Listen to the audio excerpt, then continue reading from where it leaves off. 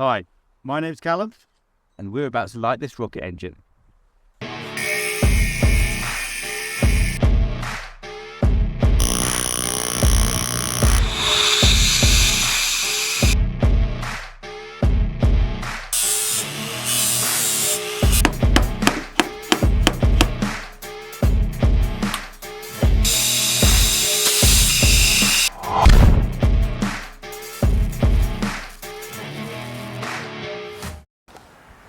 So, we're about to do the first hot fire test of the BEL rocket engine.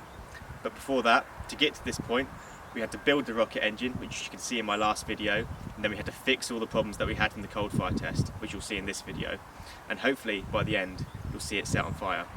So, I hope you enjoy, and keep your fingers crossed.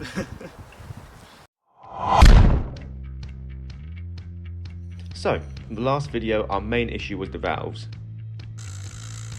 They were too slow and too weak to be reliable. Definitely not safe enough for a hot fire test. Therefore, first step now is sorting out some better, more reliable valves. Okay, so this is what we had before.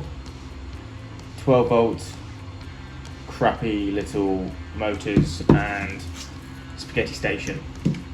So what we're going to do, we're going to place them with these bad boys. 3 Newton meter NEMA 23s. I think it's going to do the job. And spaghetti station is getting replaced with these beautiful stepper motor controllers, and this can go in the bin. 3D printed a little tester so we can connect it to the valves, and I'm going to show you how much torque this thing has. Got it connected up to the stepper motor driver, and if I want to open this thing, open. I think I'm in love with stepper motors. Alright, let's put it all together, see what happens.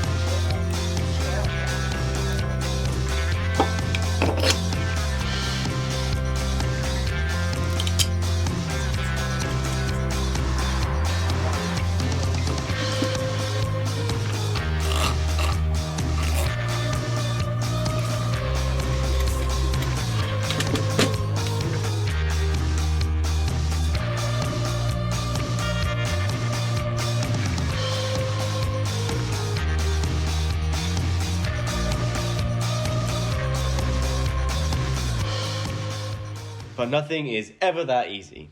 So I went home last weekend and I hadn't tested out the stepper motors on the big fuel valve, and it didn't have enough torque. The motors didn't have enough torque. It stalls sometimes it doesn't stall, but even if it's stalling sometimes, it's not going to be reliable when it's under load. I did try and solve it. I bought more expensive stepper motor drivers. I bought a 48 volt 10 amp power supply. Nothing seemed to work. So the new solution is servo motors. This guy apparently has 180 kilograms per centimetre of torque, which is 6 times more than the NEMA 23. And if that's true, then it should work easily, even under load. So I've got a 3D print going on to connect this to the valve. I've done a couple of test prints. Seems to turn out okay. Thumbs up from me. The new valve design is basically the same as the last one, but it does require brand new connectors, shafts and control code. Back to testing.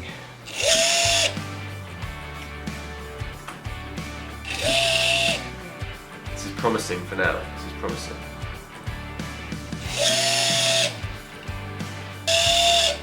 Servo that I ordered from China. Apparently there's none of these left in the UK. Brilliant. And the other one of those is going to be here by next weekend. The other servo motor came. We've got two. That means we can put the two valves together.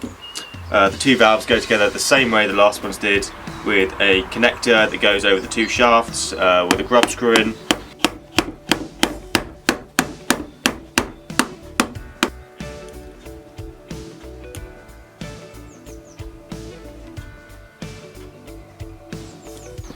Then the 3D printed part goes to connect the actual valve to the servo motor.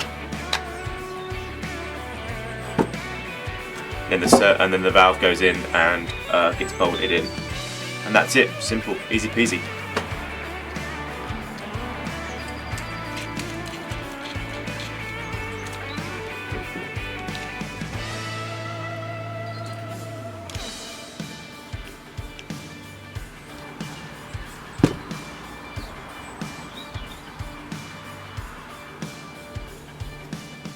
As well as the valves, we need to think about how we're going to light this thing. And the plan is we're going to use a transformer, and hopefully we can spark the thing internally with 40,000 volt arc. So we've got to find a way to allow this taser module to hold one of the wires inside the combustion chamber and not fall out, and hopefully be reusable for multiple fires. So my idea is we're going to weld this small bolt with a hole through it inside around the middle of the combustion chamber, and then we're going to be able to put a bolt on it, put the wire through the hole that's cut axially, that way in the bolt, hold the bolt out onto the insulation, and then that should arc between that and either the side of the combustion chamber or the bolt. That's the plan. Let's see what happens.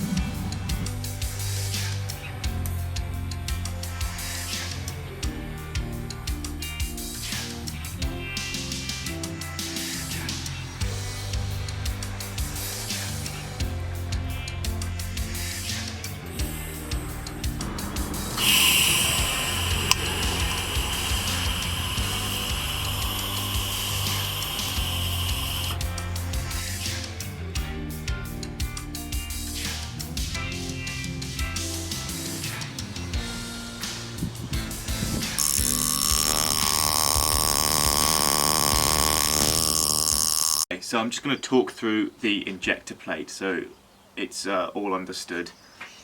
There's these three hydraulic adapters that go into the injector plate. These screw in and mean that the hydraulic lines can be screwed and they don't twist, basically. The important bit is on the other side, where there is two holes for the oxygen, which are drilled to about 3.7 millimeters. That means the oxygen comes out at the right mass flow rate. The other hole is for a spray nozzle. Now this is where the fuel comes through, and has a little filter on one side and a small hole on the other side, and that screws in to this threaded 1/4 inch hole, and that is what atomizes the fuel and sprays it in a cone and allows for the mixing and the ignition. And that's how the injector plate works. And now I need to put the whole thing together with PTFE tape, which for you is going to take about 10 seconds. For me, it's going to take about an hour.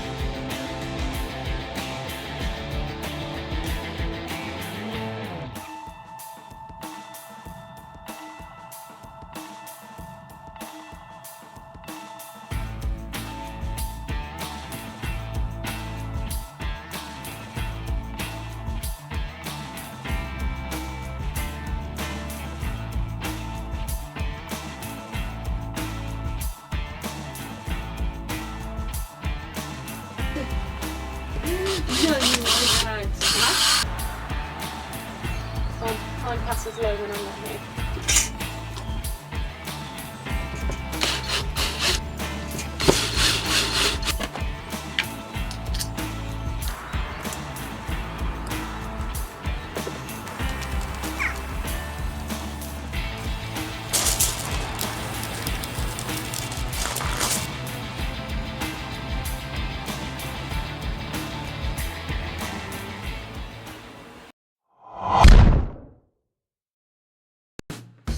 Here we go, back at the farm.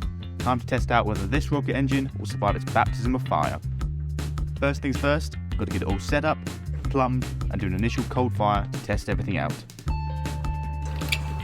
This beautiful day. I'm too nervous to have expectations. I should too.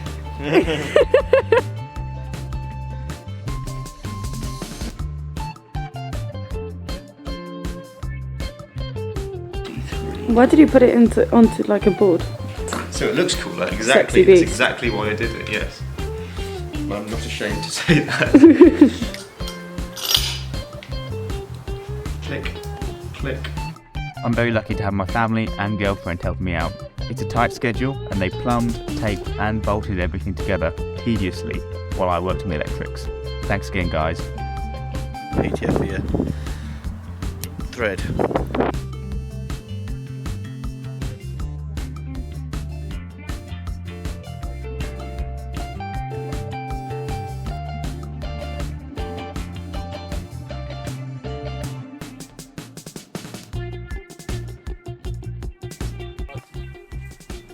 With the cold fire test, we're pushing gaseous oxygen and acetone into the combustion chamber.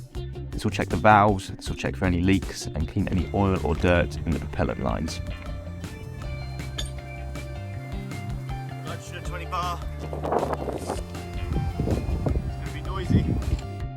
It's super important that all this works, otherwise we can't move to the hot fire test.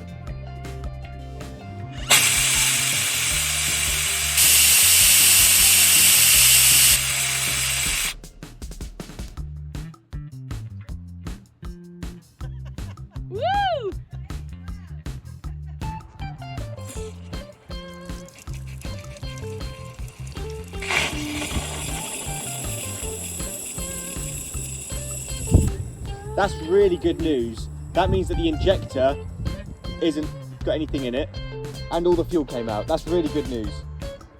Good.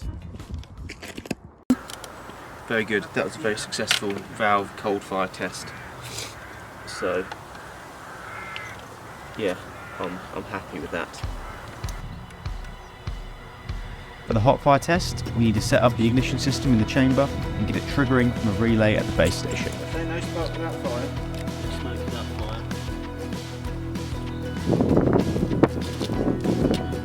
No better.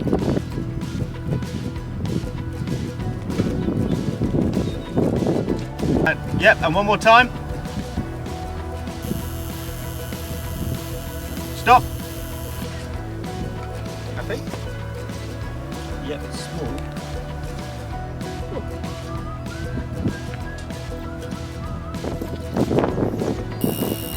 Perfect. Off. Good. Sounds like the ignition system is working. Let's see if it works as an ignition system. Once we're happy with the spark in the chamber, we need to fill up the fuel tank with petrol, ready to be our rocket's fuel.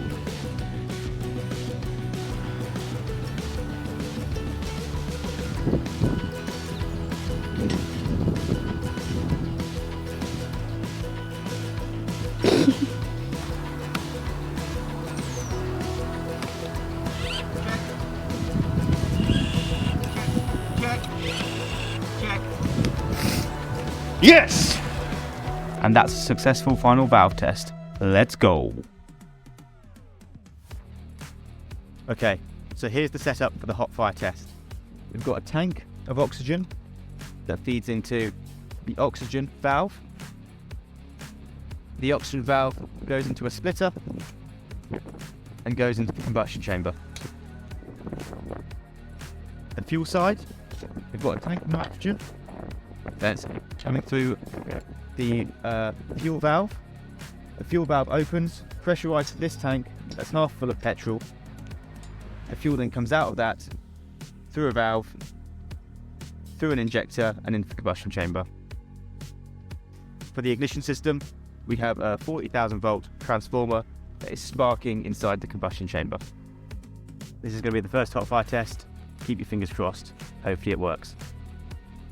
Everyone, safe distances now. Just over 20 bar nitrogen pressure. 20 bar oxygen pressure.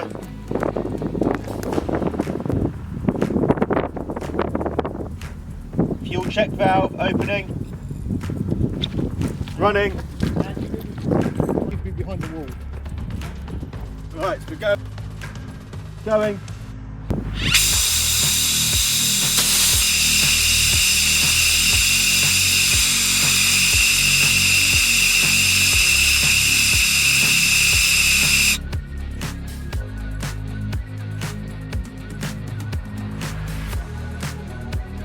That was cool.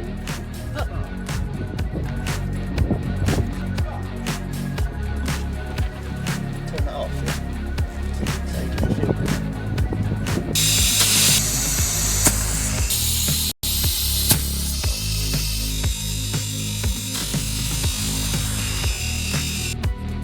Okay, that was cool.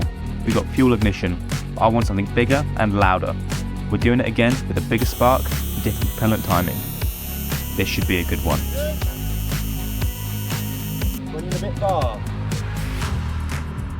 Running a bit bar. Opening.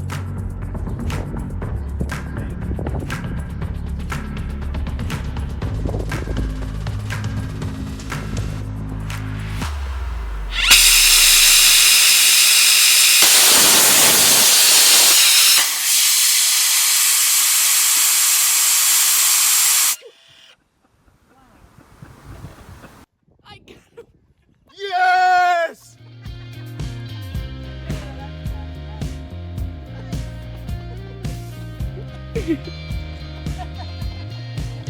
Yes!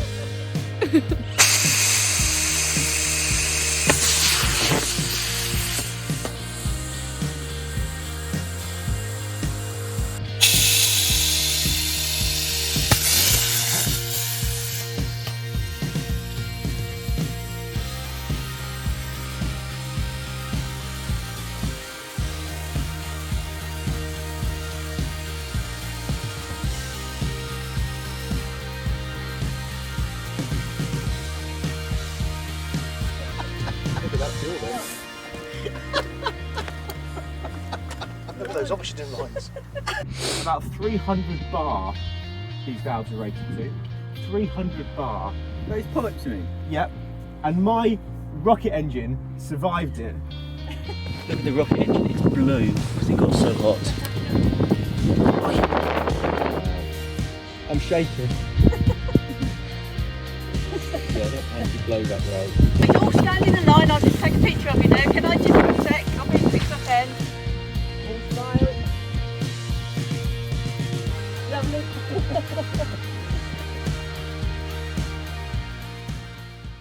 Okay, so that was a really, really exciting day. That was one of my proudest moments ever, getting this thing to fire. I was really happy. This thing is now finally a rocket engine. It's had a successful hot fire, and I'm really happy.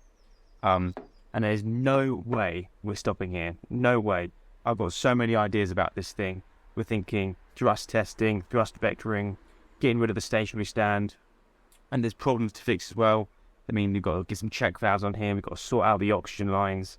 There's issues, but I mean, the fact that we got it to fire is such good news. We're on the right track, and thank you so much for staying with me through this process. I know it's a long time between videos. It's quite a long way to come down and work, but thank you. I really appreciate it. I really appreciate all the support on the first video. It did so much better than I thought it would. I hope you enjoyed this video, and you know what? There's going to be more. There's going to be more. So please stick with me. Thank you again for all your support. I look forward to all your comments and stuff. Thank you.